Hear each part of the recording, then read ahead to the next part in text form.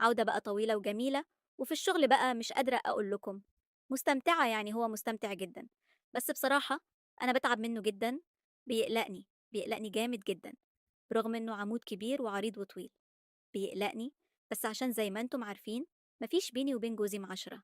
بصراحة بيعوّضني جدًا، باحس إنه بيملاني بلَفّه وشوق، كل يوم أحس بلَفّه وشوق وإني عايزة أرجع له بسرعة، أخلص اللي في إيدي بسرعة وأروح له، أروح بسرعة، أنظّف الزريبة وأحُط له أكله وشوربته، لمّا أخلص وأحُط له أكله يكون هو كان خلص، وفاضي لي بقى آخده وأقعد معاه في المتعة بتاعتنا، ما حدش طبعًا شايفنا، باب الزريبة مقفول علينا. أهلًا بيكم يا أجمل متابعين في قناتكم، النهارده هاقدّم لكم أحلى القصص، فلا تنسوش تشتركوا في القناة وتفعلوا زر الجرس علشان يوصّلكم كل جديد.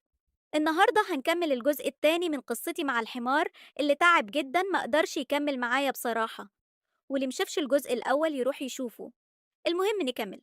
وكان الحمار على طول نايم وتعبان على الأرض في الزريبة، يعني لا بياكل ولا بيشرب ولا أي حاجة. فقلت أحاول أروح لأبوي وأقول له إن الحمار تعبان، يشوف له أي علاج أو أي وسيلة لتخفيف التعب عشان يقدر يقوم وياكل ويشرب بعد كده. بعد يومين بالظبط لقيت أبويا بيقول لي إننا رايحين نشتري حصان جديد. قلت له ليه يا أبوي؟ ما عندنا الحمار. قال لأ، الحصان عشان يساعد في نقل المحاصيل من الأرض. قلت له فكرة برضه. صدق والله، فكرة ممتازة. الحصان هيكون أقوى من الحمار وهيكون أسرع وعنده كفاءة عالية كمان. فقال لي خلاص.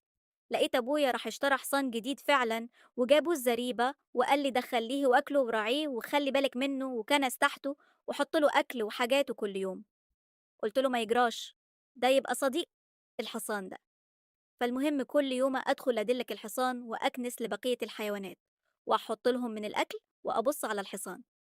بصراحة الحصان كان جميل وقوي وطويل وعريض كده وكبير وعموده كبير جدا.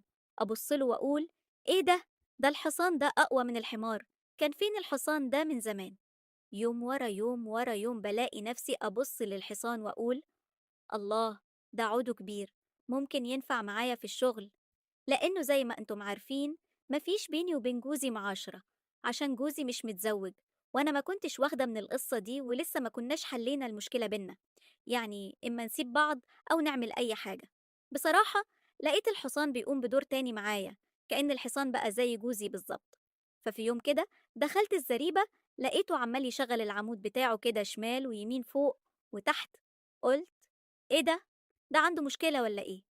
فالمهم بعد كده أبص له وأقول لأ لأ، ده مجرد تصرفات عادية. كل يوم أبص عليه وأقول ده تصرفات عادية، وأكلهم وأخرج من الزريبة وأقفل عليهم باب الزريبة. بعد شوية تاني أدخل أحط لهم المية وأروق لهم الدنيا. وبرضه بصيت على الحصان نفس الحاجة اللي كنت بشوفها قبل كده، ده لسه شغالها. قلت لأ، ده الحصان ده هينفع معايا في الشغل تمام.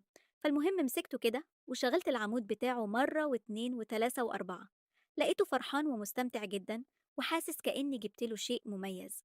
فقعد كده معايا مستمتع ويهز عموده كده بجوه وشغله شمال ويمين وفوق وتحت، وأنا كمان مستمتعة بيه وفرحانة بيه جدا. قلت ده يعوضني عن جوزي اللي ما كانش بيعمل معايا حاجة، وأنا ما كنتش قادرة أعمل معاه حاجة. فكنت مستمتعة بالحصان جدا، يوم أعمل معاه ويوم أقعد معاه، ويوم أدخل أكنس الزريبة وأنظفها له وأكله وأشربه، ونكرر نفس الروتين كل يوم. فالمهم أبويا قال لي الحصان عامل إيه؟ قلت له زي الفل، ده قوي جدا، صحته ممتازة. قال لي معقولة؟ قلت له آه، ده أنا بدعمه بكل حاجة وبياكل جامد جدا، أكتر من الحيوانات الباقية. قال لي معقول؟ قلت له آه. قال لي عشان أعرف أشيل الحاجات من الغيط وأخلصها. فقلت له يا والدي لا، يا والدي الحصان كويس قوي، صحته كويسة. ده حتى قلت إيه ده؟ قلت له لا، ده كويس قوي يا بابا، كنت أقول عمودة. لا لا، قلت له كويس قوي يا والدي بصراحة، هو ده بصراحة ينفع معاك في الشغل، ينقل المحاصيل معاك. فالمهم كل يوم أدخل له الزريبة وأجدد معاه حياتي وأحس إني مستمتعة بيه. لقيت الحصان كمان بيبصلي نظرات غريبة وكأنه عايز يقولي اشكرني أو يعبر عن صحته. بصراحة حسيت بفرحة الحصان جدا معايا، وحسيت بشغله الجميل. شغله ممتع قوي، هو كمان مستمتع وأنا مستمتعة، يعني إحنا الاتنين مستمتعين ببعض. عودة بقى طويلة وجميلة، وفي الشغل بقى مش قادرة أقول لكم. مستمتعة يعني هو مستمتع جدًا، بس بصراحة أنا باتعب منّه جدًا، بيقلقني جامد جدًا، برغم إنه عمود كبير وعريض وطويل. بيقلقني، بس عشان زي ما أنتم عارفين ما فيش بيني وبين جوزي معاشرة. بصراحة بيعوّضني جدًا، باحس إنه بيملاني بلَفّه وشوق، كل يوم أحس بلَفّه وشوق وإني عايزة أرجع له بسرعة، أخلص اللي في إيدي بسرعة وأروح له، أروح بسرعة أنظّف الزريبة وأحط له أكله وشوربته. لمّا أخلص وأحط له أكله يكون هو كان خلص، وفاضي لي بقى آخده وأقعد معاه في المتعة بتاعتنا. ما حدش طبعًا شايفنا، باب الزريبة مقفول علينا، بس بصراحة مش قادرة أقول لكم متعته فوق الوصف. حصان جميل، جميل، متعته مش قادرة أقول لكم. العمود هو بيتعب، بيقوم، بس في الآخر برضه بيمتّع جامد. في الأول كنت باقول إيه ده؟ حيوان مش هيعرف حاجة، لكن لقيته مشاعره معايا وعواطفه قوية جدًا، كإنه بني آدم. صدق والله كإنه جوزي سبحان الله. بصراحة الحصان ده حيوان وفي جدا، لقيته لو أنا اتأخرت عليه بيصدر صوت كده كأنه بيندهني ويقول لي تعالي هاتي الأكل وكليني واقعدي معايا. صدقوا بقى أنا حسيت إنه بيندهني فعلا. في يوم ما جبتش له أكل واتأخرت عليه جدا، كنت بنضف الدار جوه ولقيته صوته عالي جدا بيزعق بقوة. ليه؟ الحيوانات حواليه قاعدين ساكتين. دخلت لقيته بيبصلي كأنه هيستقبلني من الفرح، وكأنه بيقولي تعالي، انت أخرتي النهاردة عليا ليه؟ كأنه بيقولي كده. لقيته شغال العمود بتاعه طويل وكأنه ملهوف عليا، وبيبصلي كده نظرات كأنه عايز يقولي انت اتأخرتي عليا كذا يوم ليه؟ بصراحة بصيت له وقلت لا إله إلا الله، انت بيني وبينك أفة ومحبة ومعاشرة كبيرة جدا. يعني لو جرالك حاجة أنا هموت مش هقدر أستغنى عنك، لأنك انت بتمتعني بصراحة. أنا حبيته قوي، مش قادرة أستغنى عنه، والله مش قادرة أستغنى عنه ثواني. في ثواني كده هو أخرج من معاه، عايزة أرجع له تاني في دقايق.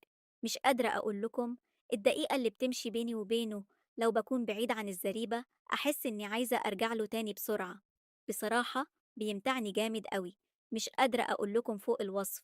والله العظيم حصان يصوت ويندهولي، مش قادرة أقول لكم. بيندهلي، عايز يقولي تعالي انت غيبة عني دقيقة طويلة ليه؟ مع إني ما غبتش عنه كتير. والله بصراحة بحبه قوي، حبيته، وبيني وبينه حصل ألفة كبيرة قوي، شوق، برجع له بشوق ولهفة.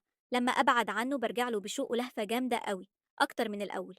بحس إنه عايز ياكلني كده، عايز يحضني، عايز ياخدني في أحضانه وطبطب على ظهره وأملس على ظهره، كأننا قاعدين مع بعض من سنين طويلة. مش عارفة أقول لكم إيه، بصراحة مش قادرة أقول لكم، مش قادرة أبعد عنه. هو نفسه مش قادر يبعد عني رغم قوته وحيويته وطاقته الجبارة دي، إلا إني مش قادرة أبعد عنه خالص. حبيته، وبيني وبينه جفة كبيرة. مش عارفة والله أقول لكم إيه. اكتبوا لي رأيكم في التعليقات، وقولوا لي أعمل إيه في العلاقة بيني وبين الحصان. يا ريت تشتركوا في القناة وتعملوا لايك للفيديو. دمتم في أمان الله.